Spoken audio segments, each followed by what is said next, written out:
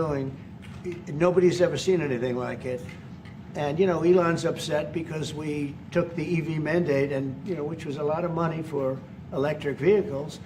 And, you know, they're having a hard time, the electric vehicles. And they want us to pay billions of dollars in subsidy. And, you know, Elon knew this from the beginning. He knew it for a long time ago. That's been in there. That's been, I would say, JD, that hasn't changed. That's been right from the beginning. Mr. Secretary, that hasn't changed at all, right from the beginning. But I know that it disturbed him. He wanted, and rightfully, you know, he recommended somebody from, that he, I guess, knew very well. I'm sure he respected him, but to run NASA. And I didn't think it was appropriate. And he happened to be a Democrat, like totally Democrat. And I say, you know, look, we won. We get certain privileges, and one of the privileges, we don't have to appoint a Democrat. NASA is very important. We have great people. General Kane is going to be picking somebody with our, we'll be checking him out and seeing, but he wanted that person, a certain person, and we said no. And, you know, I can understand why he's upset. Remember, he was here for a long time. You saw a man who was very happy when he stood behind the Oval Desk. And even with the black eye, I said, do you want a little makeup? We'll get you a little makeup. But he said, no, I don't think so, which is interesting and very nice. He wants to be who he is, so you could make that statement too, I guess. Look, Elon and I had a great relationship. I don't know if we're well anymore. I was surprised because you were here. Everybody in this room practically was here as we had a wonderful send-off. He said wonderful things about me. You couldn't have nicer. Said the best things. He's worn the hat. Trump was right about everything. And I am right about the great, big, beautiful bill. We call it a great, big, beautiful bill because that's what it is. And again, biggest tax cuts in history, biggest economic development moves anywhere. We've never done anything like it.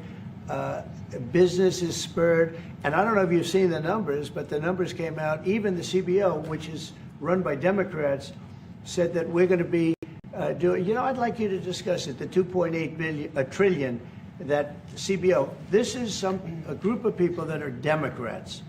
They're very hostile to us. They just came out with phenomenal numbers, what it does. You want to mention that, Scott? Yes, sir. So what we've seen is we keep hearing from the CBO that there's going to be a large deficit from the bill, which we disagree with, but using the CBO scoring, they came out and scored the tariff revenue. We think it'll be the minimum of $2.8 trillion over the 10-year window, which actually puts the bill in surplus if you include the tariff revenue, which they won't do. It gives you a tremendous surplus, but we're not allowed to use that. For some reason, they say scoring. Nobody knows what scoring means. Maybe a couple of people, but nobody. Somebody sits in the background. They say, well, we're not going to allow that. They're not allowing other things that we have that are tremendously profitable for our country. But if you saw the other day, CNBC, they came out with numbers, and the people on the show, very good people, I've watched them for a long time, they couldn't believe the numbers, how good they are. The numbers were incredible, and that was personal income and also very low inflation. We have very low inflation. We're down to 2% now, and maybe even lower than that. And when I took it over, it was a mess. Remember, we had the worst inflation probably in the history of our country. They say 48 years, but let's say I think it's worse than that. So we had the worst inflation in the history of our country under the Biden administration. Now we're down to a beautiful number, 2%. You'd actually like to keep it there. Better than zero is 2%. It's going down maybe to 1, and 1% is like perfect. That's perfect. You don't want to have zero for certain reasons that nobody is very interested to listen to. But we have almost perfect inflation. Grocery prices are down. Everything. Remember eggs? We weren't going to buy another egg for the next 20 years. They were so expensive, right? Remember? You guys all hit me about eggs. Eggs have come down 400%. Everybody has eggs now. They're having eggs for breakfast again. But if you look at gasoline, very important. I think always the most important because it's the energy is the biggest factor. That's what happened. He screwed up our energy policy, and everything went up because energy went up. But now energy is way down, and they have states where you're at $1.98 a gallon for gasoline. So the costs have come way down, and one of the things I ran on was that. I ran on the border. We have the best border in the history of our country, 99.99%. It was last week, 3 people came in, 2 of them for medical reasons. We let them in because one of them had a heart attack. I think it was a nice thing to do, and one of them had something else. So we've never had, I had very good numbers for 4 years, but we really topped it. And I want to thank Christie and Tom Homan. They've done a fantastic job. But nobody mentions that anymore. Remember, a few months ago, the border was a total disaster. People were coming in by the hundreds of thousands of people a day, a week, a month. I mean, we had a month, 2 million people came in 1 month. The border was being overrun, and a lot of bad people, criminals, murderers, drug dealers. We had some of the worst people in the world coming in from all over the world. It's totally closed. And you know what? People are coming into our country, but they're coming in legally. So we've done a great job. Elon knew that. Elon endorsed me very strongly. He actually went up in campaign for me. I think I would have won. Susie would say I would have won Pennsylvania easily anyway, even if the governor ran, the real governor, not the governor from Minnesota, he's a sick puppy, that guy. That poor guy, I feel sorry for him. But they made a bad choice with him. But if you pick Shapiro or anybody else, I spoke to him recently about his house being set on fire, which was terrible. But if they picked him, I would have won Pennsylvania. I won it by a lot. But I'm very disappointed because Elon knew the inner workings of this bill better than almost anybody sitting here, better than you people. He knew everything about it. He had no problem with it. All of a sudden he had a problem, and he only developed the problem when he found out that we're going to have to cut the EV mandate, because that's billions and billions of dollars, and it really is unfair. We want to have cars of all types. Electric, we want to have electric, but we want to have a gasoline, combustion. We want to have different. We want to have hybrids. We want to have all. We want to be able to sell everything. And when that was cut, and Congress wanted to cut it, he became a little bit different, and I can understand that. But he knew every aspect of this bill. He knew it better than almost anybody, and he never had a problem until right after he left. And if you saw the statements he made about me, which I'm sure you can get very easily, it's very fresh on tape. He said the most beautiful things about me. And he hasn't said bad about me personally, but I'm sure that'll be next. But I'm very disappointed in Elon. I've helped Elon a lot. And Mr. President, I just want to clarify, did he raise any of these concerns with you privately before he raised them publicly? And this is the guy you put in charge of cutting spending. Should people not take him seriously about spending now? Are you saying this is all sour grapes? No, he worked hard, and he did a good job. And I'll be honest, I think he misses the place. I think he got out there, and all of a sudden he wasn't in this beautiful Oval Office, and he's got nice offices too. But there's something about this one. I was telling the Chancellor, this is where it is. People come in here, even from Germany. They come in and they walk into the Oval Office, and it's just a special place. It's, World War I, it started and it ended here. And World War II, and so many other things. Everything big comes right from this beautiful space. It's now much more beautiful than it was 6 months ago. A lot of good things are happening in this room. And I'll tell you, he's not the first. People leave my administration and they love us. And then at some point they miss it so badly. And some of them embrace it and some of them actually become hostile. I don't know what it is. It's sort of Trump derangement syndrome, I guess they call it. But we have it with others too. They leave and they wake up in the morning and the glamour's gone. The whole world is different and they become hostile. I don't know what it is. Someday you'll write a book about it and you'll let us know. Yeah. Mr. President, speaking of ending wars in this room, you were very critical of Vladimir Putin a couple of days ago. What kind of play is he playing from your perspective? What are his... Well, look, he got hit. He's been doing hitting, so I understand it. But he got hit hard, and I don't think he's playing games. I think I've always said he wanted the whole thing. I thought he wanted the entire, everything having to do with Ukraine. That's something that would have never happened if I were president. The election was rigged. I didn't get to be president, but I got to be president now. And I think it's a much more important presidency. Other than a couple of things like that, the war would have never would have never happened. The war with Ukraine, with Putin, would have never happened, ever, not even a chance. And it didn't happen for 4 years.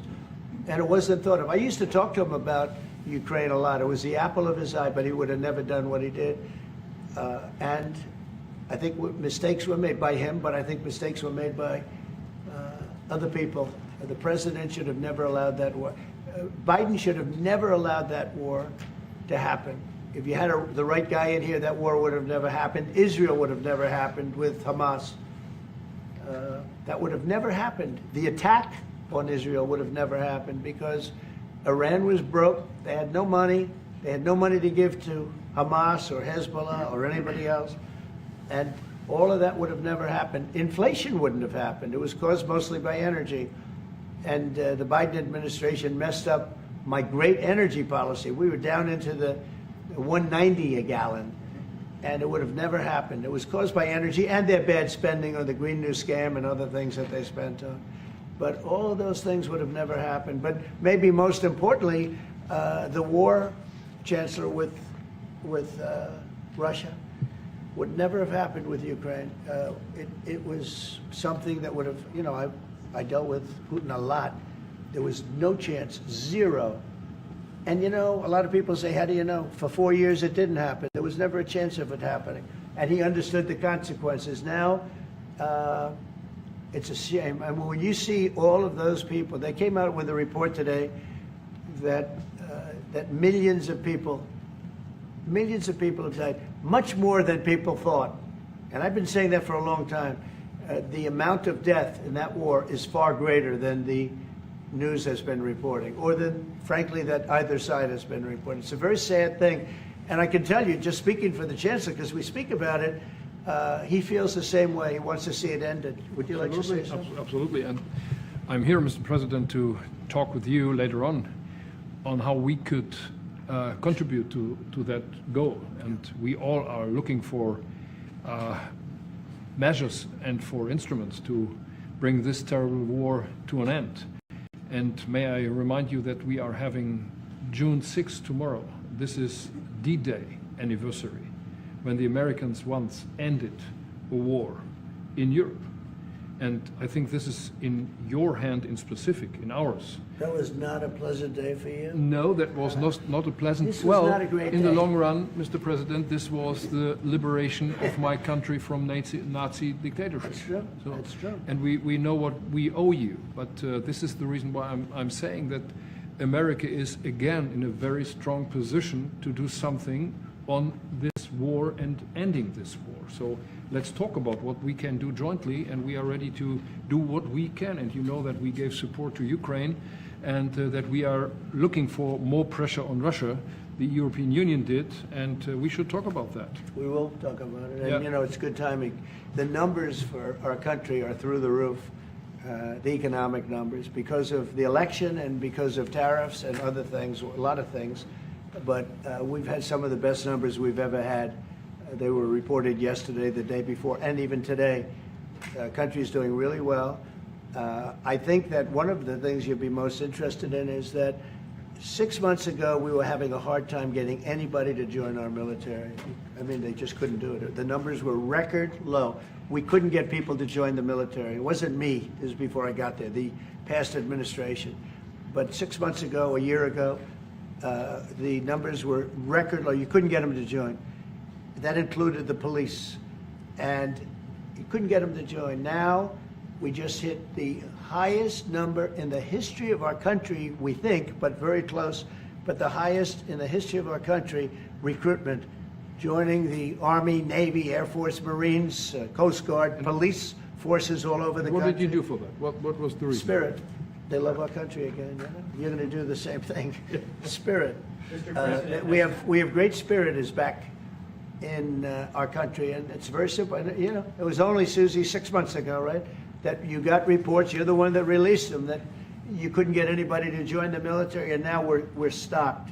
Every service now is packed, and we have waiting lists of people trying to get in, as good as we've ever had in the history of our country. So that's an honor. That's a great honor. Mr. President, on the war. Yeah, you've asked. You've had enough. Go ahead, please. Mr. President, So would you consider to put more sanctions on Russia? Because this discussion is going on now for weeks and months, and you tweeted about it once, but then nothing happens. So Yeah, when what would you do? I see the moment when we're not going to make a deal, when this thing won't stop, Is there a if deadline? that moment, yeah, it's in my brain, the deadline. When I see the moment where it's not going to stop, and I'm sure you're going to do the same thing, will be very, very, very tough. And it could be on both countries, to be honest. You know, it takes two to tango. But we're going to be very tough. Whether it's Russia or anybody else, we're going to be very tough. That's a bloodbath that's going on over there. And when I see the moment where I say, well, they're going to just keep fighting. You know, I gave the analogy yesterday when I spoke to President Putin. I had a 2-hour and 15-minute call with him. Sometimes, and this is me speaking maybe in a negative sense, but sometimes you see two young children fighting like crazy. They hate each other and they're fighting in a park. And you try and pull them apart. They don't want to be pulled. Sometimes you're better off letting them fight for a while and then pulling them apart. And I gave that analogy to Putin yesterday. I said, President, maybe you're going to have to keep fighting and suffering a lot because both sides are suffering before you pull them apart, before they're able to be pulled apart. But it's a pretty known analogy. You have two kids, they fight. Sometimes you let them fight for a little while. You see it in hockey. You see it in sports. The referees let them go for a couple of seconds, let them go for a little while before you pull them apart. And maybe, and I said it, and maybe that's a negative because we're saying go, but a lot of bad blood. There's some bad blood between the two. I have to deal with it, and the Chancellor has to deal with it. It's incredible. The level of, there's a great hatred between those two men, but between the warring parties. Great hatred. What can you say and believe apparently that there's no immediate peace? What? That there is no immediate peace, there will be no... Well, I can't. I'd love to have immediate if I could. But why? If I could, but we don't have immediate, you know. It's like, I'd love to have that. I'd like it to start. Right now, we would leave a room. If we knew the war could end, we'd say, forget about you guys, forget about trade, right? Yeah. We'd say, let's go settle it. There's some additional fighting that's going to go on. You know, he attacked, and they attacked pretty harshly. They went deep into Russia. And he actually told me, I mean, I made it very clear. He said, we have no choice but to attack based on that, and it's probably not going to be pretty. I don't like it. I said, don't do it. You shouldn't do it. You should stop it. But again, there's a lot of hatred. And, you know, I'm very proud of the fact that with India and Pakistan, I was able to stop that. And those are nuclear powers. And that was getting close to being out of hand. And I spoke to some very talented people on both sides, very good people on both sides. And I said, you know, we're dealing with you on trade, Pakistan and India, right now. I said, we're not going to deal with you on trade if you're going to go shooting each other and whipping out nuclear weapons that maybe even affect us. Because, you know, that nuclear dust blows across oceans very quickly. It affects us. And I said, if you're going to do that, we're not going to do any trade deals. And you know what? I got that war stopped. Now, I hope we don't go back and we find out that they started, but I don't think they will. They were both good. They were well represented. I want to congratulate both countries because, as you know, the leader of India, who's a great guy, was here a few weeks ago. We had some great talks. We're doing a trade deal. And Pakistan, likewise, they have very strong leadership. Some people won't like when I say that, but, you know, it is what it is. And they stopped that war. Now, am I going to get credit? I'll never get credit for anything. They don't give me credit for anything, but nobody else could have done it. I stopped it. I was very proud of that. I wish we could do the same thing with Ukraine and Russia. And at some point it'll happen. I believe that.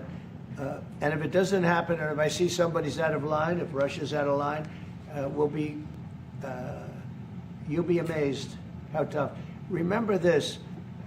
They like to say that I'm friends with Russia. I'm not friends with anybody. I'm friends with you. I'm not friends with that. I want the right thing to happen for our country, for everybody, for humanity. but I'm the one that stopped the pipeline. It's called Nord Stream 2. Until I came along, nobody ever heard, not one person in this room ever heard of Nord Stream 2. You probably did, Yes, I because did. it went to Germany. He's the only one Knowing that that heard this of it. was a mistake. But I Yeah, stopped right. him. I stopped it. Yeah, and you've said that openly. Yeah. It was a mistake because, and I used to go with Angela. I'd say, well, wait a minute. We're spending all this money to defend you against Russia, and then you're giving Russia billions of dollars a month. What kind of a deal is that? You know, which was, but you said it better than anybody else. I appreciate it. But I'm the one that stopped it. And that was the biggest economic development job, if you want to call it that, in the history, think of it, in the history of Russia. That was a massive, it's the biggest pipeline in the world. Going to go all over Europe, not only to Germany. You know, they were Germany, but then they were branching off all over to Europe. Nobody ever heard of, not one person of you heard of it. And I stopped it. It was dead. And then they say, I'm friends with Putin. I got along with him. He respected me, I respected him. It would have never happened. But I stopped Nord Stream 2. When Biden came in, almost the first week, he approved it. He let it be built. And then they say that I wasn't tough on Russia. Putin said to me, you know, you're not tough on Russia. You stopped the biggest, most important job we've ever done. You stopped it. And Biden came in and he let it be built. And I'll tell you what, I'll never forget the day. I had it totally stopped. They weren't building. They gave up on it. They weren't able to. And then Biden came in and he let him build. I couldn't believe it. Okay, one or two questions more, please. Any questions? Any question for the Chancellor? Continue. Go ahead, for the Chancellor. That would be one. I like his answers much better. Well, first, would you continue to support Ukraine? Yeah, I'm with Ukraine. We just signed a big deal on rare earth with Ukraine. And we want to, I want to, you know what, I'm for stopping killing, really. That's what I'm for. Again, a war that would have never started, should have never started. I want to see the killing stop. We spent $350 billion, much more than Europe, but Europe spent a lot also. And they spent way over $100 billion. Yeah. So you're talking about close to $500 billion went into that whole thing. And it's not even the money, and I know with you too, it's a lot of money, but it's the death that's being caused. We went to the Middle East, I went last week to the Middle East, we took in $5.1 trillion. That's many, many times. That's 30, 40 times, 50 times more than what we're talking about. It's think of that, $5.1 trillion of investment with one trip that lasted 4 days. So it's not the money. It's a little the money, but not the money, the big thing. The big thing is the death. The death of, and really the decimation. You've lost a whole culture. You know, Ukraine had the most beautiful turrets. They call them turrets, the little towers, beautiful towers, the most beautiful in the world. They're all now laying on their side, blown to smithereens. It'll never happen again. They've taken away the culture of a country. They've taken away the heritage of a country. It's a terrible thing. But most importantly, again, is the death. 5,000 plus people a week, soldiers, are being killed. He doesn't want that, and I don't want that. One more. Yeah, please. Thank you. Mr. President, do you support the Graham bill on putting high tariffs I on have China? not looked at it, but they'll be guided by me. That's the way it's supposed to be. They're going to be guided by me. No, I haven't looked at it. It's a bill on sanctions, etc. I'm a very quick study. At the right time, I'll do what I want to do. But it could very well be okay. I'll have to see. But they're waiting for me to decide on what to do, and I'll know maybe very soon. It's a harsh bill. Yeah, very harsh. We'll take one more on the auto pen. Go ahead. I would like to have a question to the Chancellor as well, because do you agree with the analogy the President made on the war between Russia and Ukraine as being a fight between two kids? Is that how you view that as well? And what do you actually want the US President to do in this? Well, I think we both agree on this war and how terrible this war is going on. And we are both looking for ways to stop it very soon. And I told the President before we came in that he is the key person in the world who can really do that now by putting pressure on Russia. And we will have this debate later on again, how we can proceed jointly between the Europeans and the Americans.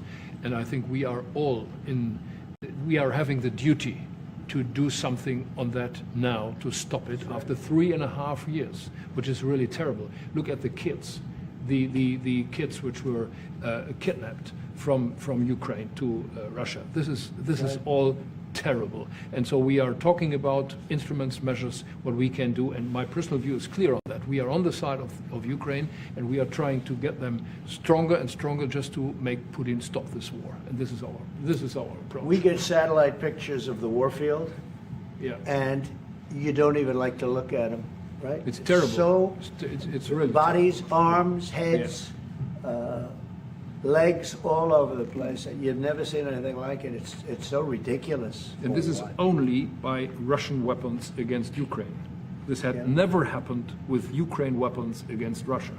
Never.